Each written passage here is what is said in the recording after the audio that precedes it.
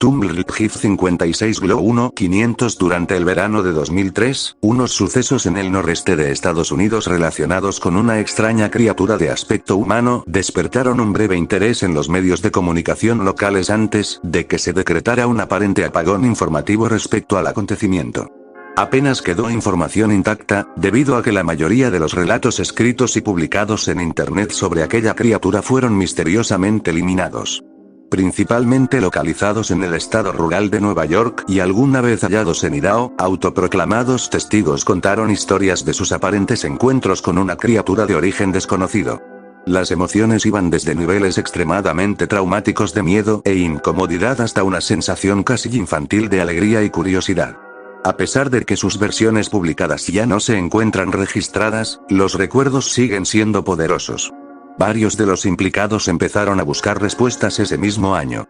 A principios de 2006, la colaboración había acumulado casi 2 docenas de documentos fechados entre el siglo XII y la actualidad, que abarcaban 4 continentes. En casi todos los casos, las historias eran idénticas. He estado en contacto con uno de los miembros de aquel grupo y he podido conseguir algunos extractos de su próximo libro. Una nota de suicidio. 1964 Mientras me preparo para quitarme la vida, siento la necesidad de aplacar cualquier sentimiento de culpa o de dolor que pueda provocar una causa de este horrible acto. No es culpa de nadie más que de él, porque fue el causante de que mi sueño fuera interrumpido y me incorporase sobresaltado ante la extraña sensación de estar siendo observado por una extraña entidad que se encontraba dentro de mi dormitorio, oculta en mitad de la penumbra que aquel momento gobernaba en aquella habitación. Pocos días después de aquella vivencia, volví a despertarme nuevamente. En mitad de la noche acongojado y cubierto de mi propio sudor, aunque en aquella ocasión logré observar el contorno de la figura de aquella grotesca criatura. El rastrillo 2 Imagen capturada del rastrillo, aquello empezó a volverse algo cada vez más frecuente, permitiendo que cada noche pudiese observar con mayor detalle los rasgos de aquel ser. Escuché tenuemente su horrible y quebradiza voz, contemplé cuán pálido y esquelético era su cuerpo, y, en nuestro último encuentro, logré mirarlo a sus ojos. Desde aquello no puedo conciliar el sueño sin miedo a lo que pueda experimentar la próxima vez que despierte. Ahora nunca más volveré a despertar y podré descansar finalmente, evitando así que aquella criatura vuelva a atormentarme. Os quiero mucho a todos, no lo dudéis, pero ya no aguanto más este tormento. Adiós. En la misma caja de madera donde se encontraba aquella carta había 2 sobres vacíos dirigidos a William y Rose, presumiblemente su mujer e hijo, junto a una carta personal suelta sin sobre. Queridísima Linnie, he rezado mucho por ti. Aquella bestia ha pronunciado tu nombre. Una entrada de diario, traducida del alemán. 1880 He experimentado el terror más grande de toda mi vida. He experimentado el terror más grande de toda mi vida. He experimentado el terror más grande de toda mi vida. Veo sus ojos cuando cerro los míos. Son enormes huecos, negros. Me vieron y atravesaron mi alma, su mano húmeda, no volveré a dormir. Joder, su horripilante voz texto inteligible. Bitácora de un marino. 1691 Aquello vino a mí mientras dormía. Desde los pies de mi cama sentí una extraña e incómoda sensación. Dios mío, se lo había llevado todo. Debemos regresar a Inglaterra. No volveremos aquí de nuevo a petición suya. Testimonio de una supuesta víctima. 2006 Hace 3 años, acababa de regresar de un viaje a las cataratas del Niágara con mi familia para celebrar el 4 de julio. Todos nos encontramos agotados después de un largo día conduciendo, así que mi marido y yo acostamos a los niños y nos fuimos a dormir. A eso de las 4 de la mañana, me desperté pensando que mi marido se había levantado para ir al baño. Aproveché el momento para apropiarme de su lado de las sábanas, pero desafortunadamente él seguía ahí, envuelto completamente por aquellos harapos. Me disculpé con él y le dije que creía que se había levantado a hacer sus necesidades en mitad de la noche, porque no había notado su presencia. Sin embargo, cuando se volvió para mirarme, empezó a jadear efusivamente y apartó los pies del extremo de la cama tan deprisa que su rodilla casi me tira de la cama. Entonces me agarró y se quedó en completo silencio. Después de adaptarme a la oscuridad durante medio segundo, fui capaz de ver cuál era la causa de aquella extraña reacción. A los pies de la cama, sentados y de espaldas a nosotros, había lo que parecía ser un hombre desnudo, o una especie de perro grande y sin pelo. La posición de su cuerpo era inquietante y antinatural, como si lo hubiera atropellado un coche o algo así. Por alguna razón, no me asusté al instante, sino que me preocupé más por su estado. En ese momento, supusamos que debíamos ayudarle. Mi marido trataba de mirar aterrorizado por encima del brazo y la rodilla de aquel ser, puesto que éste permanecía sentado en posición fetal, dirigiéndome de vez en cuando su mirada antes de regresar a observar a la criatura. En una ráfaga de movimientos, la criatura se escabulló por un lado de la cama y luego se arrastró velozmente mediante una especie de extraña sacudida a lo largo de la cama hasta que estuvo a menos de medio metro del rostro de mi marido.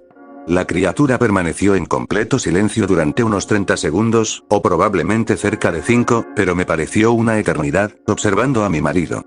Sin embargo, de un momento a otro la criatura colocó rápidamente su mano derecha en una de sus rodillas y salió disparado hacia el pasillo, que llevaba a las habitaciones de los niños. Grité a pleno pulmón ante tal intenciones que podía tener tal ser y corrí todo lo que me permitían mis adoloridas piernas hacia el interruptor de la luz, planeando detenerlo antes de que hiciera daño a mis hijos.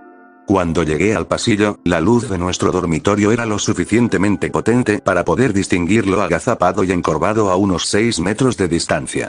Aquella se dio la media vuelta y se quedó mirándome directamente, lo que me permitió percatarme de las numerosas salpicaduras de sangre que adornaban su blanquecino cuerpo.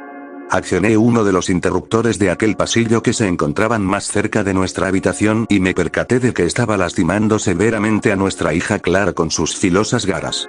La criatura bajó corriendo las escaleras cuando se percató de cómo mi marido y yo nos acercábamos velozmente en auxilio de nuestra pequeña, armados con lo primero que fuimos capaces de agarrar de la habitación. Estaba muy malherida y en un último momento de lucidez, antes de que su corta vida se apagara, fue capaz de exhalar. Es el rastrillo. Aquella noche, mi marido estrelló su coche contra un lago mientras llevaba a nuestra hija al hospital. Ninguno sobrevivió. Rastrillo de Medles o Mechild de 41 Uzco. Al ser una ciudad pequeña, la noticia se difundió rápidamente. La policía ayudó al principio y el periódico local también se interesó mucho. Sin embargo, la historia nunca llegó a publicarse y las noticias de la televisión local tampoco hicieron ningún seguimiento. Durante varios meses, mi hijo Justin y yo nos hospedamos en un hotel cercano a la casa de mis padres. Cuando decidimos regresar a casa, empezamos a buscar respuestas por mi cuenta. Finalmente localicé a un hombre en el pueblo de al lado que tenía una historia similar. Nos pusimos en contacto y empezamos a hablar de nuestras experiencias. Sabía de otras 2 personas en Nueva York que habían visto a la criatura a la que ahora empezamos a referirnos como el rastrillo o derraque, para aquellos nativos de habla inglesa. Nos llevó a los 4 unos 2 años enteros de búsqueda en internet y escribir cientos de cartas para llegar a una pequeña colección de lo que creemos que eran relaciones del rastrillo. Ninguno de ellos daba grandes detalles, simplemente eran historias sin ningún tipo de evidencia o meros intentos de seguimiento de la criatura. Por ejemplo, uno de los diarios que examinamos contenía una aparente entrada sobre la criatura en sus 3 primeras páginas, pero jamás volvió a mencionarla después de aquellas. Asimismo, en el diario de a bordo de un marinero no explicaba nada de su respectivo encuentro con aquel ser, solo que el rastrillo les exigió que se marcharan. Esa fue la última anotación de aquel diario. Hubo, sin embargo, muchos casos en los que el avistamiento de la criatura formaba parte de una serie de visitas a la misma persona. Asimismo, múltiples personas también mencionaron que aquella les había hablado, como le había ocurrido a mi hija. Esto nos llevó a preguntarnos si el rastrillo había visitado a alguno de nosotros antes de nuestro último encuentro con ese ser. Coloqué una grabadora digital cerca de mi cama y la dejé funcionando toda la noche, todas las noches, durante 2 semanas. Cada día, al despertarme, repasaba tediosamente los sonidos que hacía revolcándome en la cama. Al final de la segunda semana, ya me había acostumbrado al sonido ocasional que hacía dormida mientras recorría la grabación a una velocidad 8 veces superior a la normal. A pesar de ello, tardaba casi 1 hora en escucharlas cada día. Sin embargo, el primer día de la tercera semana, me pareció oír algo diferente. Lo que encontré fue una voz chillona. Era el rastrillo. Por más empeño que ponía, no lograba escucharla con suficiente claridad como para empezar a transcribirla. Aún no he dejado que nadie más la escuche. Todo lo que sé es que lo he oído antes, y en esta ocasión creo que habló cuando se encontró sentado delante de mi marido. No recuerdo haber oído nada en ese preciso momento, pero, por alguna extraña razón, la voz de la grabadora me devuelve inmediatamente a ese momento. Los pensamientos que debían pasar por la cabeza de mi hija me alteran mucho. No he visto al rastrillo desde que me arruinó la vida, pero sé que ha estado en mi habitación mientras dormía. Sé y temo que una noche me despertaré y le veré mirándome fijamente.